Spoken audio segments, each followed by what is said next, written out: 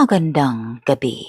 Huwag kalimutang mag-subscribe sa aming channel para sa mga totoong kwentong katatakutan. Tawagin niyo na lang ako sa pangalang Elena. 47 anyos na sa kasalukuyan, may asawa't isang anak. Ang kwentong ito ay totoo kong karanasan. Hanggang sa ngayon ay nananatili pa rin sa diwa ko ang pangyayari noong bata pa ako sa lugar ng aking ama sa Lanao del Norte. Nasa 9 gulang ako nung naranasan ko ito. Dekada 80. Lumipat kami sa lugar ni Papa dahil na-stroke siya sa trabaho habang nagda-drive. Mabuti na lang may kasama siya at naagapan ang manibela ng minamanehong truck dahil hindi na nga daw advisable para sa kanya ang magtrabaho, lalo na't magmaneho dahil na rin sa nature ng trabaho niya. Sabi ng doktor, dahil dito iminungkahi nina lolo at lola na umuwi na lang ng Lanao del Norte at doon na lang manirahan at makapagsimulang muli. May bahay sila lolo at lola sa sentro. Bungalow style, walang tumatao dahil parati naman sila sa bukid dahil hilig ni lolo ang magtanim ng samot-saring gulay at prutas, ang mag-alaga ng manok at bibe. Halos doon na sila nakatira. Ang lokasyon nga pala ng bahay nila lolo sa sentro ay napakaganda dahil harap nito ang National Highway at nakahilera pa ang dumadami ng commercial building. Since malawak naman ang bahay, para may mauuwian pa rin sila lolo sa sentro, ay hinati nila ito. Mas malaking parte nga lang sa amin dahil marami kami. Ang sa kanila ni lolo ay yung may CR banda. Magpapagawa na lang kami ng amin. 4 kasi kaming magkakapatid.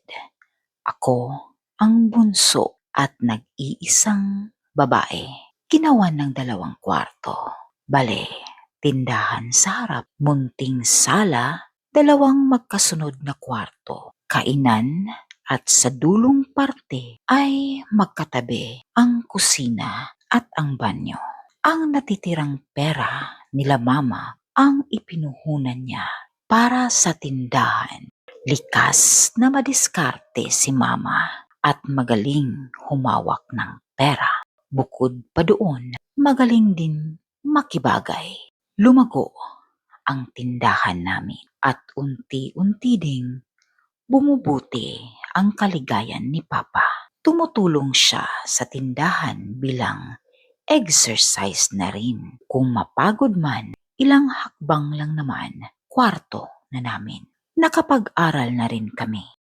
Ako sa elementarya, ang 2 kong kapatid sa high school at ang panganay naman sa college. Isang araw, pagka-uwi ko galing eskwela, may naghuhukay na sa gilid ng bahay namin sa dulong parte kung saan nandoon ang pinto ng aming kusina. Gumagawa pala sila ng balon. Puso sana.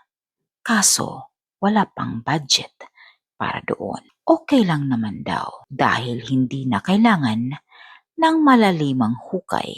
May bukal na kaagad o tubod ang tawag namin doon. Anyway, ang palibot noon ay sinimento para hindi maputik ang palibot para pwede nang doon na rin maglaba at maligo. Manghang-mangha ako noon dahil kahit maghapon kang kumuha ng tubig, hindi ito nauubusan. Ang pinakaayaw ko lang ay ang paliligo ng umaga. Parang yelo ang tubig. Nanginginig talaga ako sa lamig. Pero magmula noong may balon na kami, dumarami ang usap-usapan na naririnig namin na kesyo may naririnig silang ingay na parang may naliligo sa balon. At kung tingnan ay wala naman. Minsan daw may nakikita silang babaeng nakaputi na nakatayo sa may balon at nakaharap sa may pintuan namin sa kusina. Mahaba ang buhok at hindi kita ang mukha. Kaya nga daw tuwing gabi na, hindi na nila pinapalabas ang mga anak nila. Di gaya noon na malayang naglalaro pa sa labas kahit gabi na, lalo't maliwanag ang buwan. Ginawa pang ang panakot ang balon namin na kukuhanin ng white lady sa balon kapag hindi matulog ng maaga o masyadong naglilikot o palasagot sa magulang ang mga bata. Ang lahat ng yun ay nakaabot sa amin. Ewan ko ba't hindi kami basta-basta natitinag ng ganong kwento. Hanggang isang araw, may pangyayaring medyo napaisip na rin kami. May isang binata na nauutos-utusan ni mama sa tindahan. Anak lang din ng kapitbahay. Nawiwili na rin sa amin dahil tinatrato naming kapamilya na rin. Kulang na nga lang sa amin na rin matulog. Pangalanan na lang natin siyang Boy. Hapunan noon, sabay kaming kumakain lahat, kasama si Boy. As usual, kulitan at tawanan. Pagkatapos naming kumain, nagpresenta si Boy na siya na ang maghuhugas ng pinggan. So ayun na nga, lumabas na kaming lahat para tumambay sa labas at ipinagpatuloy ang kwentuhan. Napakaganda ng buwan ng gabing yun. May ginawang lantay o mahabang bangkong kawayan doon sa labas sa may puno mismo. Pumasok saglit ang kuya ko't kinuha ang gitara. Habang nagkakantahan, nasa tabi lang ako't kumakain ng kending may peking sing-sing sa dulo. At biglang patakbong humahangos si Boy papunta sa amin. Takot na takot. May sabon pa sa kamay na nanginginig. Muntik pa ngang matalisod sa nakausling ugat ng kahoy. Ti, naay kalagti, tuas kusina. Na ang ibig sabihin ay, Te, may multo. Nandoon sa may kusina. dali-dali kaming pumasok, lahat sa bahay, tungong kusina. Habang si Boy, nasa likod ni Mama't nagtatago. Hay, Boy, kung dili gani ni tinuod imong gipanulti, bantay kagyud nako. Na ang ibig sabihin sa Tagalog ay, Boy, kapag ito hindi totoo, lagot ka talaga sa akin. Pagkarating namin sa kusina, wala naman kaming nakitang multo, kaya't binalingan ni Mama si Boy at ipinagpaliwanag. Agad namang dumipensa ito. Ti, alangan naman hulatan pamuskalag. Siyempre, mawala na gyud to siya. Na ang ibig sabihin ay, Te, alangan namang hintayin pa kayo ng multo. Siyempre, mawawala na rin yun. biglang naningkit ang mata ni Mama. Ang resulta, itinaboy kaming lahat bago pa daw mag-init ang ulo niya. Ayun, bumalik kaming lahat sa labas, maliban kay Papa. Doon na sa labas, ikinuwento ni Boy ang buong pangyayari. Andoon pa rin ang takot sa mga mata niya. Sabi niya, bago siya naghugas ng pinggan, binuksan niya ang radyo para hindi siya mabagot habang naghuhugas. Nasa kalagitnaan na siya ng paghuhugas nang biglang namatay ang radyo. Nagtataka, dali-dali niyang pinuntahan ang radyo at nakitang natanggal ito sa saksakan. Ibinalik niya ito sa saksakan at umalingaw-ngaw na ulit ang malakas na tunog ng radyo. Balik ulit siya sa kanyang ginagawa. Ngunit ilang minuto lang ang nagdaan ay namatay na naman ito ulit. Kunot noong bumalik na naman siya sa may radyo. Natanggal na naman ito sa saksakan. Sa pagkakataong ito, ibinaluktot na niya ng bahagya ang saksakan upang mas mahigpit ang kapit nito at hindi na basta-basta pang matatanggal. At balik na naman ulit sa paghuhugas nang bigla na namang namatay ang radyo.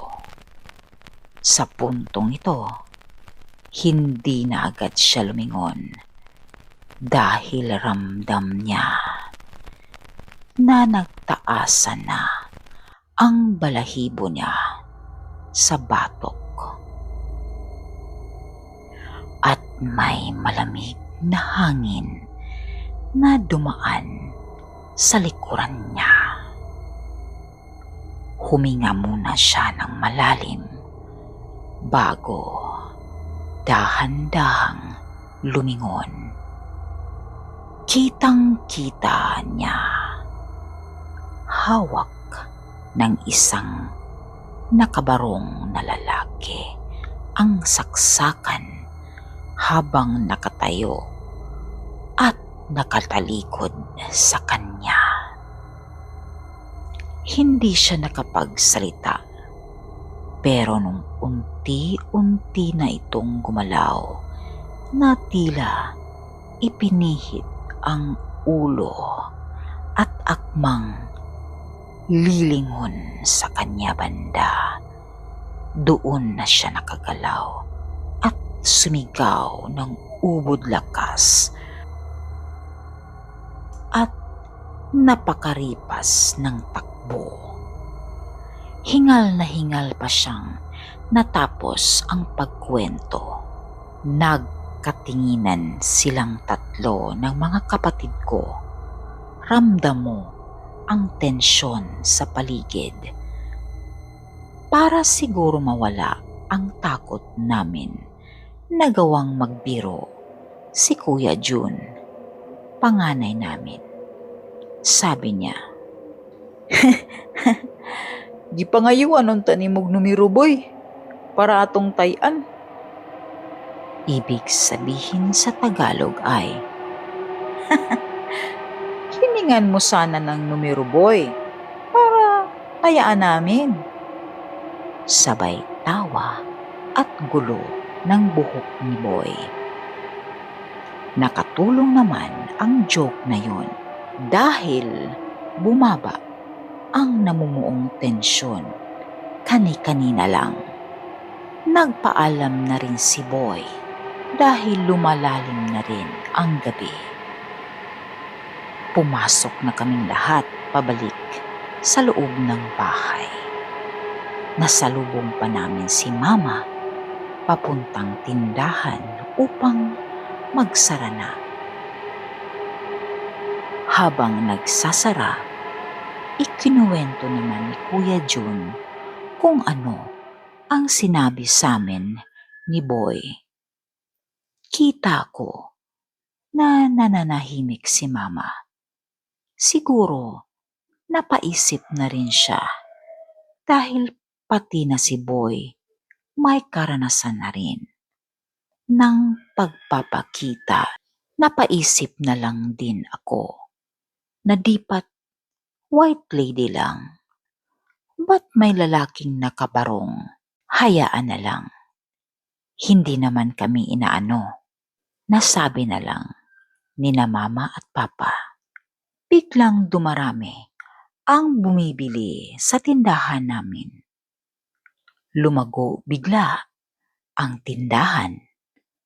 Ang dating inaangkat lang na mga items sa naging suki niyang mabait na Muslim, kinukuha na niya ito ng cash.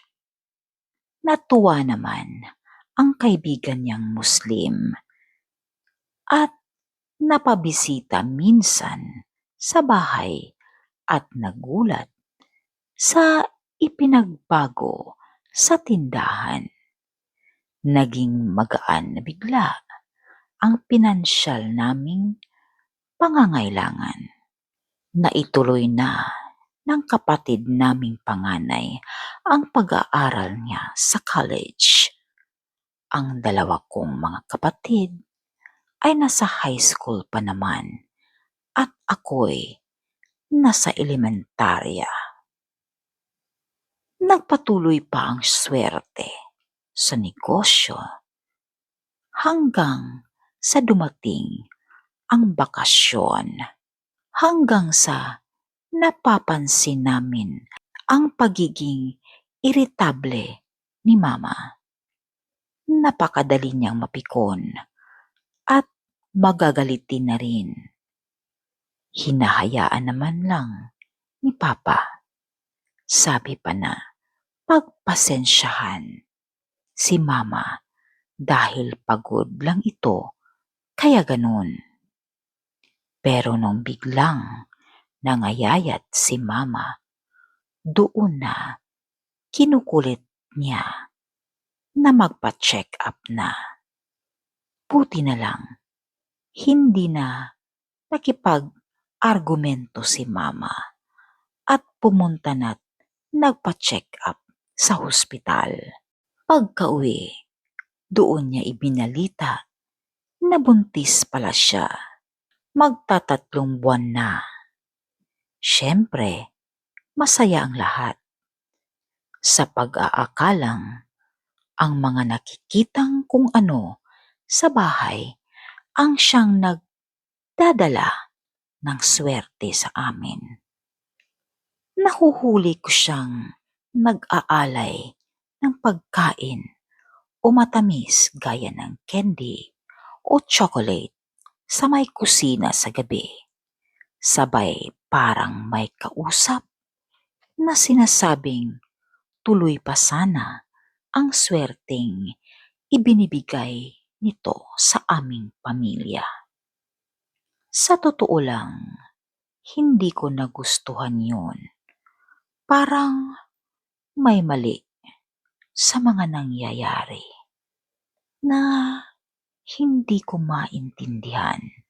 At ang isipin ko na yun ay nagdala ng takot sa akin para sa kapakanan ni Mama.